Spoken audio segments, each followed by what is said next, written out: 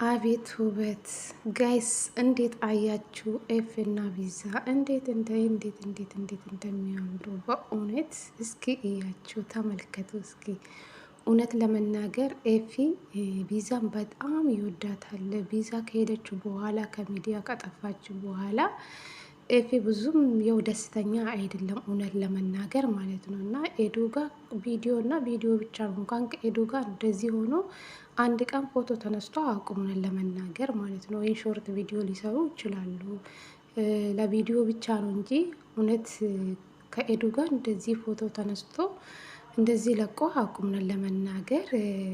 የሆነ የኤዱ ጓደኛ አንድ የአበሻ ቀሚስ አንድ አይነታ አሰፍቶ ለሁለቱም ሰጥቶ ነበር። ትዝ ካላችሁ ማለት ነው። የዛሬ 2 ወር በፊት መሰለኝ እንደዛ አካባቢ ነው።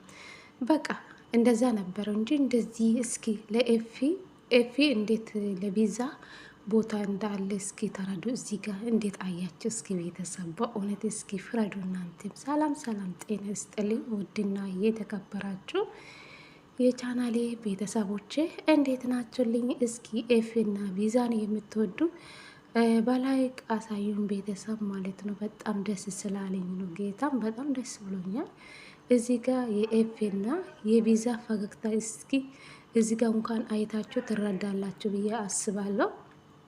በጣም ነው የሚያምሩ የኔ ውቦች፣ ፍቅራችሁ ይለያል ትላላችሁ። እንግዲህ ፈጣሪ አይለያችሁ ነው የምላቸው። የቪዛም እንግዲህ ችግሯም ተናግራለች፣ አዘን እንዳላት ምናምን። እንግዲህ እግዚአብሔር ብርታቶን ጥንካሬን ይስጣት። ሞት ከባድ ነው በእውነት።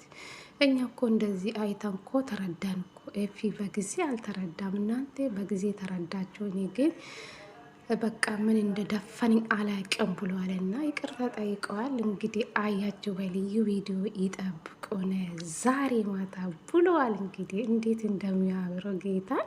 እስኪ ቤተሰቦች እንዴት አያችሁ? እንዴት አያችሁ?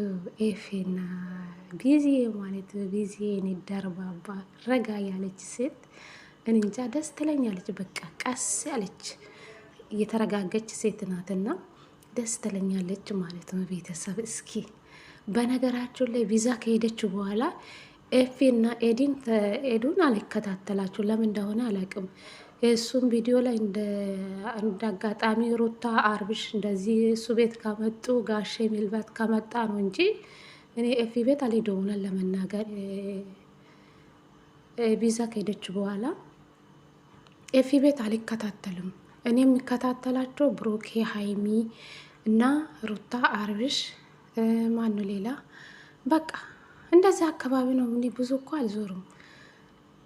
ሩታ፣ ሀይሚ፣ ብሩኬ፣ አርብሽ ናቸው መከታተላቸው ብዙ ጊዜ ማለት ነው። ኤፍሬም አንዳንድ አያለው፣ የኤፍሬም ሚስት ማለት ነው። ኤፍሬም ትንሹ ሳይሆን የተንቢ ወንድም ማለት ነው። እነሱም አንዳንዴ አያቸዋለሁ እንጂ እስከዛ ነው። የፍቅርን ቪዲዮ ማየት ጀመርኩ ማለት ነው። የፍቅርም እንደዛ ማለት ነው። እና በጣም ትለያላችሁ እንዴት እንደምታምሩ ውይ የኔ ውዶች ማለት ነው። እስኪ አይናችን አይታችሁ ትረዳላችሁ ብዬ አምናለሁ።